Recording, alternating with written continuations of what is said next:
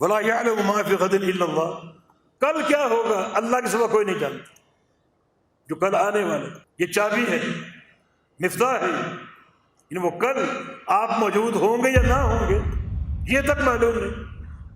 جب کل کے احوال کا علم نہیں تو پرسوں کے احوال کا علم ہو سکتا، مہینے بعد کیا ہوگا، سال بعد کیا ہوگا، 10 سال بعد کیا ہوگا، 100 سال بعد کیا علم ہو سکتا۔ جب کل کا علم یہ چابی کے طور پر، تو کل کے بعد جو ایام ہے سارے ان کا علم کیسے ہو سکتا؟ یہ غیب کی چابی ہے۔ اور تیسری چابی ولا یعلم متی یأتی المطر احد الا اللہ، بارش کب ہوگی کوئی نہیں جانتا۔ تو بارش برسنے کا علم ایک چابی ہے جو اللہ کے پاس ہے، کسی مخلوق کے پاس نہیں۔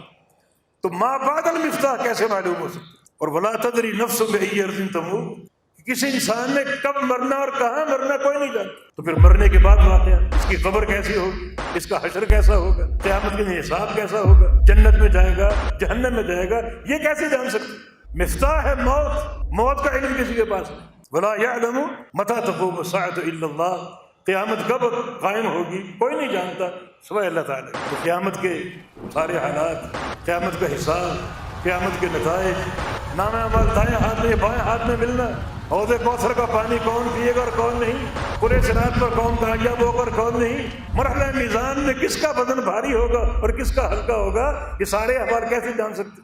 جب قیامت کے وقوع کا علم جو کہ چابی ہے تو بعد کے حالات کیسے جان سکتے ہو؟ تو ان سارے نصوص کو، ان پانچوں چیزوں کو، پانچوں چابیوں کو ملا لیں، نتیجہ کیا نکلے گا؟ کسی کے پاس ایک ذرہ بھی علم غیب نہیں۔